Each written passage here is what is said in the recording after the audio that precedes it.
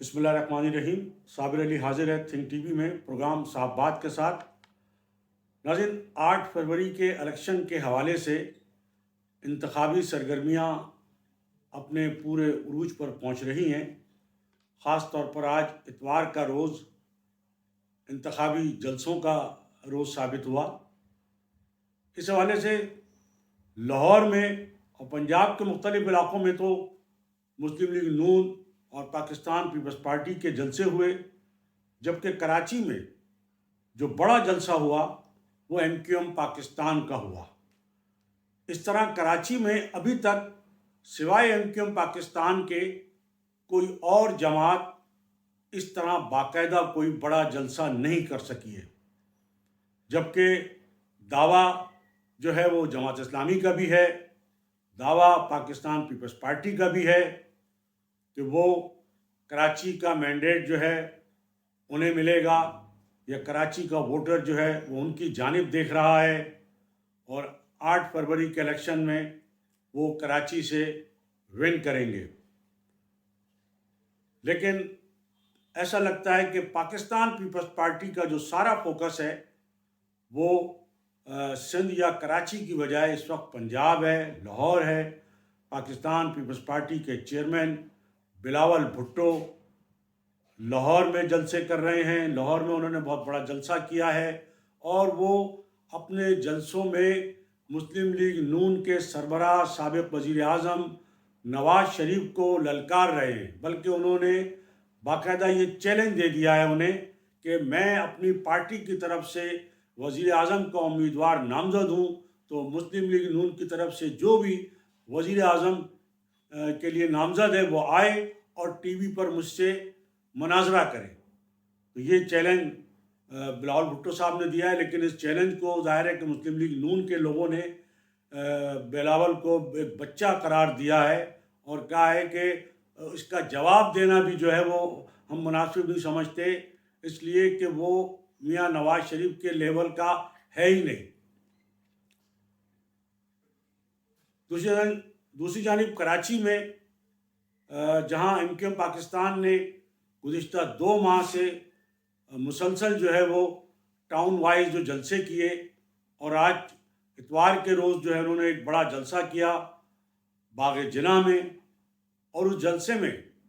جو senior deputy convener ہے doctor Farooq Sattar صاحب، انہوں نے یہ بڑا واضح طور پر کہا کہ آئندہ حکومت سندھ میں ہم بنائیں گے۔ بہت بڑا دعویٰ ہے یہ، لیکن یہ دعویٰ صرف MQM یا ڈاکٹر فاروق ستار ہی نہیں کر رہے،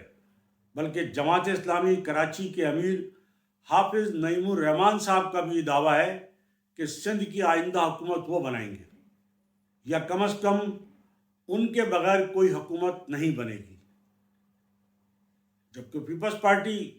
بڑی مطمئن نظر آتی ہے، اور یہی وجہ ہے کہ ان کی جو توجہ ہے بجائے کراچی یا سندھ کے وہ پنجاب پر ہے، لاہور پر ہے، اور وہ مطمئن ہے کہ وہ کراچی میں، چونکہ ان کا میئر جو ہے وہ جیالہ ہے، کراچی کا میئر ہے،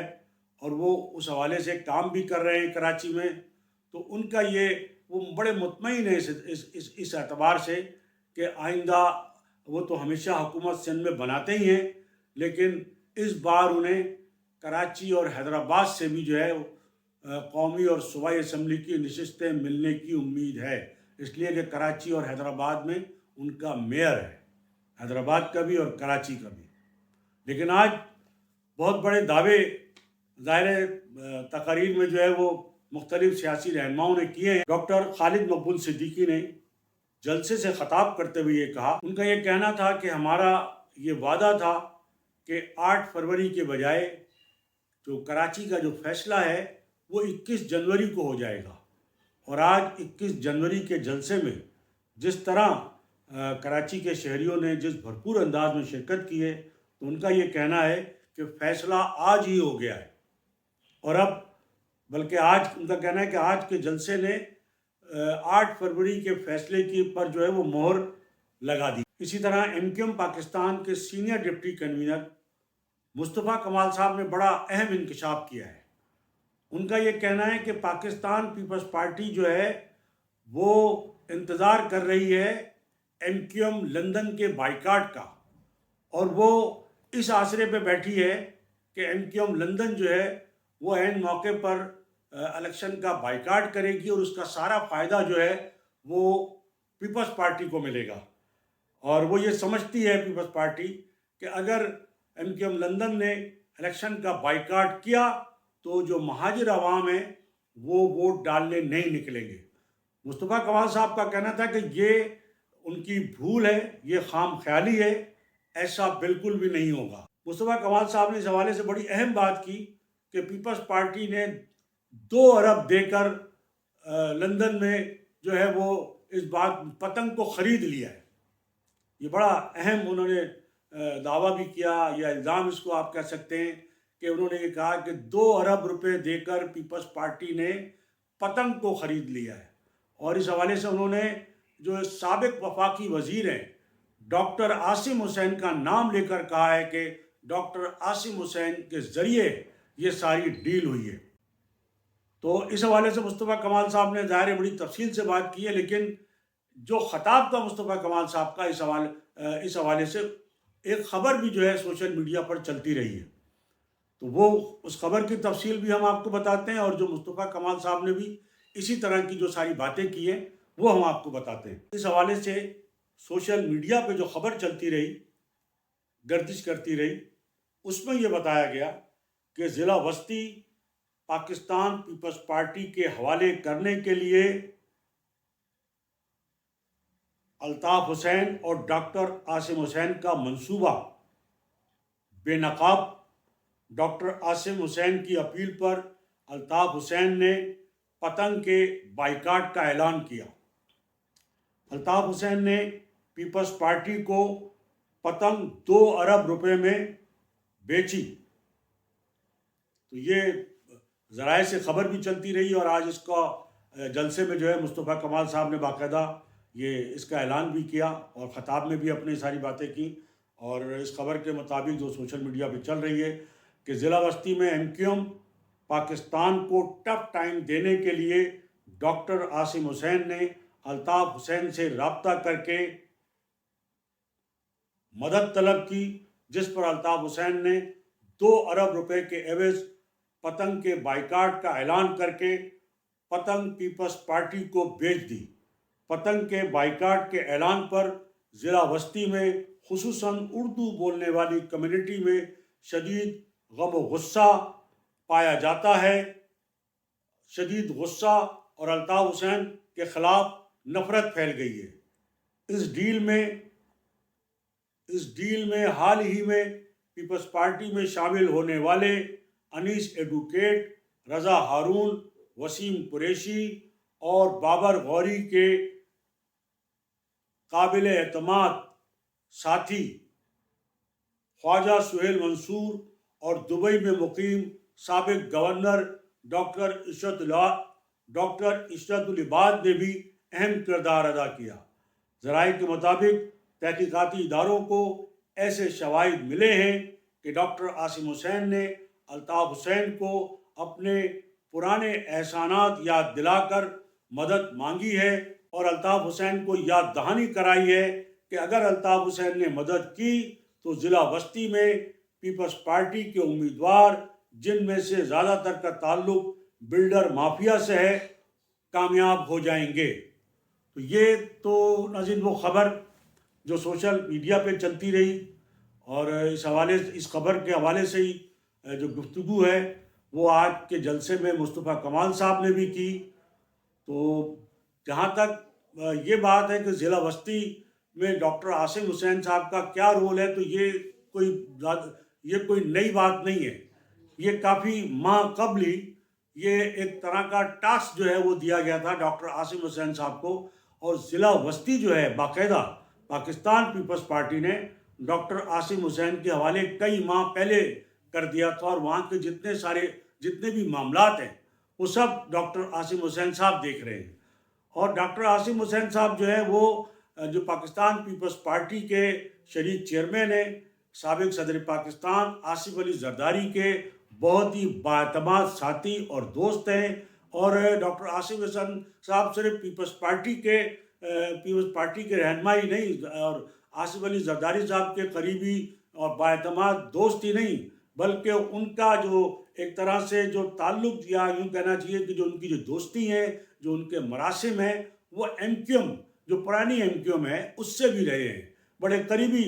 وہ باقاعدہ ماضی میں جو ہے پاکستان پیپلز پارٹی اور ایم کیو ایم کے درمیان جو ہے پل کا کردار بھی ادا کرتے رہے ہیں۔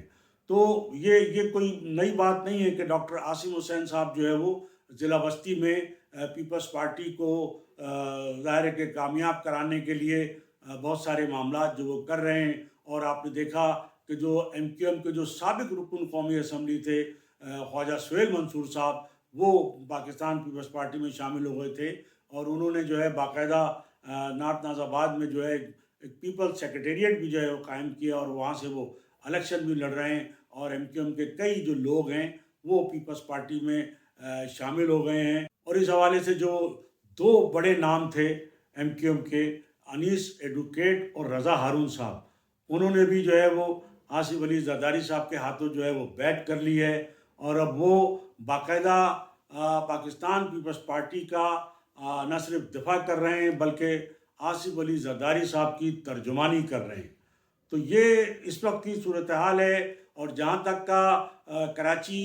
کی جو سیاست کا معاملہ ہے، تو ہم نے جیسے آپ کو کہا کہ ابھی تک کراچی میں سوائے ایم کیو ایم پاکستان کے کوئی بڑی جماعت جو ہے کوئی اس طرح کا باقاعدہ بڑا جلسہ جو نہیں کر سکی ہے۔ اور جو جماعت اسلامی ہے، اس کی جماعت اسلامی کی جو کراچی کے امیر ہیں حافظ نعیم الرحمن صاحب، وہ ان کا بڑا واضح ایک ٹیلی ویژن پر جو ایک ان کا ایک شو چل رہا تھا، ایک انٹرویو چل رہا تھا، ان سے سوال جواب چل رہے تھے، تو انہوں نے کہا کہ وہ بالکل جو ہے ان کی جو جماعت ہے وہ سرپرائز دے گی، اور کراچی کے لوگ جو ہے وہ جماعت اسلامی کو مینڈیٹ دیں گے، اور ہم بڑی تعداد میں جو ہے وہ کراچی سے جو ہے وہ نشستیں نکالیں گے۔ اس پر جو پیپلز پارٹی میں جو نئے شامل ہونے والے ایم کیو ایم کے ایک سابق رکن ہیں رضا ہارون صاحب، ان کا یہ کہنا تھا کہ جماعت اسلامی جو یہ دعویٰ کر رہی ہے کہ اس کو جو ہے وہ بڑا مینڈیٹ ملا ہے، اور اس کو خاص طور پر بلدیاتی الیکشن میں جو ہے نشستیں ملی ہیں، تو رضا ہارون صاحب کا یہ کہنا تھا کہ جماعت اسلامی کو